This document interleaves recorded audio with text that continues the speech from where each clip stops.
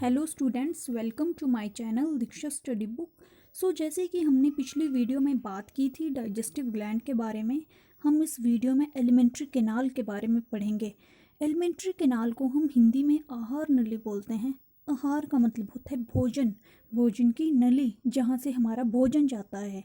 It is a long tube with muscular walls. ये एक लंबी नली होती है जिसमें मस्कुलर वॉल्स होती हैं।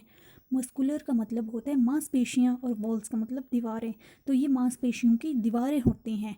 It starts with mouth and at anus. तो इसकी शुरुआत कहाँ से होती है? माउथ से। सबसे पहले खाना जो है वो माउथ में जाता है एंड एट एनस, और लास्ट में जो जाता है वो एनस में जाता है। तो इन माउथ और एनस के बीच में क्या आता है?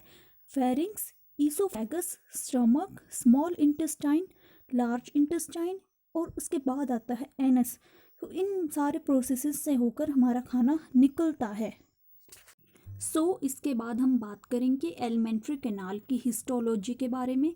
हिस्टोलॉजी का मतलब क्या होता है? Study of tissue of the body. जो भी बॉडी में टिश्यूज़ होते हैं उसकी जो स्टडी करते हैं उसको हम बोलते हैं हिस्टोलॉजी।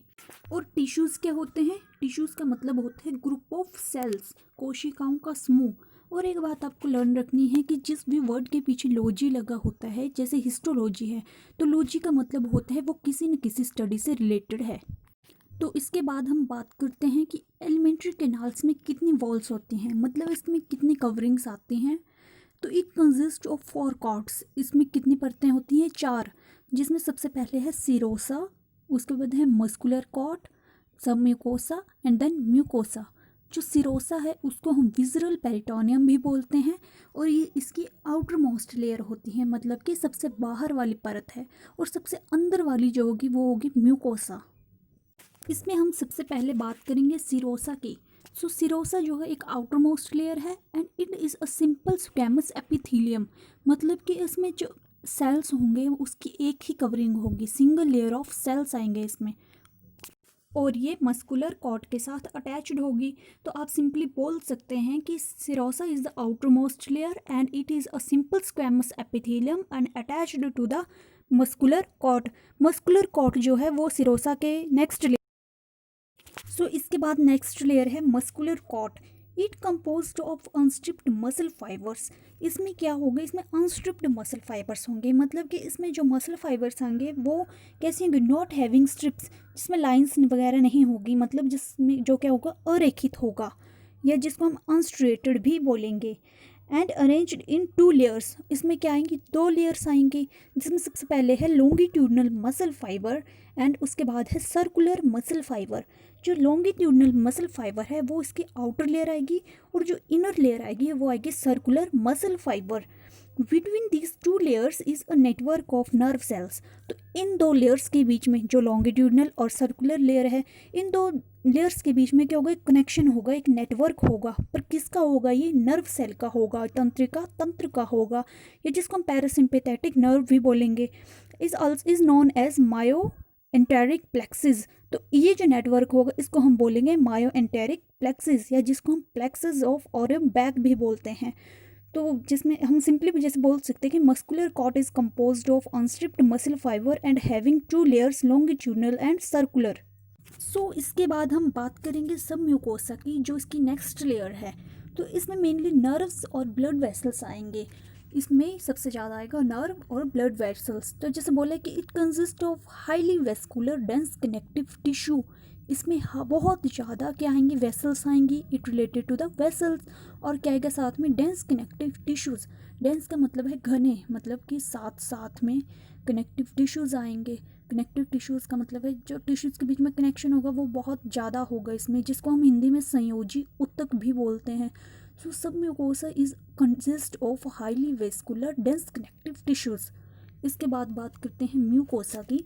तो म्यूकोसा जो है इसकी इनर मोस्ट लेयर है, formed by loose connective tissues. मतलब इसमें जो भी कनेक्टिव टिश्यूज़ आएंगे वो लूजली अरेंज्ड होंगे। इसमें भी 3 लेयर्स आएंगी। जो आउटर मोस्ट होगी वो होगी muscularis mucosae. It is also a thin layer, और मिडल में आएगी लेमिना प्रोप्रिया, और इनर में आएगी सिंपल कॉलमनर एपिथेलियम। जो आउटर में होगी वो मस्कुलरिस म्यूकोसे, मिडल में lamina propria and then inner में सिंपल कॉलमनर एपिथेलियम। सो इसके बाद हम बात करेंगे alimentary canal divisible into following parts. Alimentary canal में भी कई पार्ट्स हैं, जिसमें सबसे पहले है माउथ एंड वक्कल कैविटी, जिसको हम क्या बोलते हैं, ओरल कैविटी भी बोलते हैं।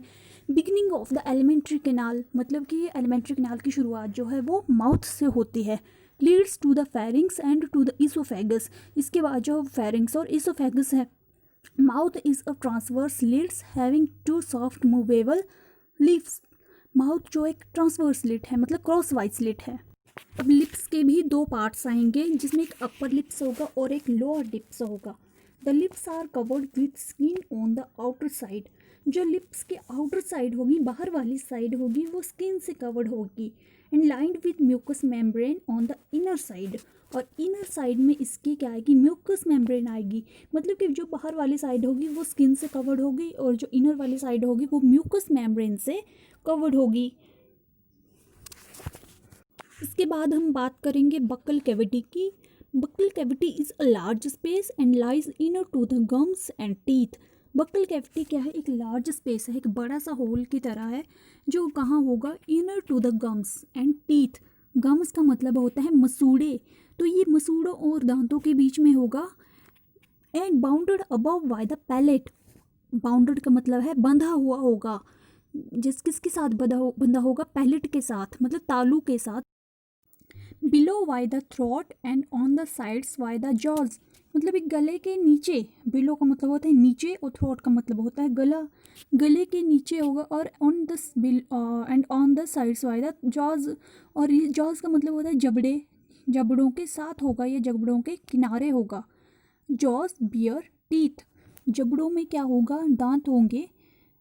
Floor of the cavity is occupied by a muscular tongue. तो बोलने का मतलब ये है कि जो बक्कल कैविटी का फ्लोर होगा, मतलब सरफेस होगा, जो एक जिसको हम हिंदी में सतह बोलते हैं, जो बक्कल कैविटी का सरफेस होगा उसमें एक मस्कुलर टंग होगी, जिसमें मसल्स भी पाई जाएंगी। इसके बाद हम बात करेंगे टंग की। Tongue bears taste buds, it helps to taste the food and swallowing of food. Swallowing का मतलब होता है निगलना। तो जीभ क्या करती है, इसमें एक टेस्ट बड्स होते हैं, जिससे कि हमें स्वाद का पता चलता है, खट्टा मीठा कड़वा कैसा है। And it helps to taste the food and swallowing of food, और खाने को निगलना। Tongue also helps in mixing the food with saliva and in speech. तो जीभ का और क्या क्या काम होता है, ये किस में हेल्प करती है, ये फूड को मिक्सिंग करने में हेल्प करती है, किसके साथ, सलाइवा के साथ। ये सलाइवा के साथ खाने को मिक्स करती है। एंड इन स्पीच, और बोलचाल में भी हेल्प करती है। सो ये डायग्राम है बक्कल कैविटी ऑफ मैन, जिसमें आप देख सकते हैं कि upper lips, lower lips, tonsils, soft palate, hard palate, ये इसके पार्ट्स हैं। और नेक्स्ट पार्ट हैं कुछ जो टीथ के हैं, इंसिजर, केनाइन्स, प्रीमोलर। ये सब टीथ के पार्ट हैं जो कि हम नेक्स्ट वीडियो में डिस्कस करेंगे, तो आप देखना ना भूलें। सो आई होप सो स्टूडेंट्स, आपको ये समझ आ गया होगा। So please subscribe my channel, like and share with your friends. Please keep spotting. Thank you.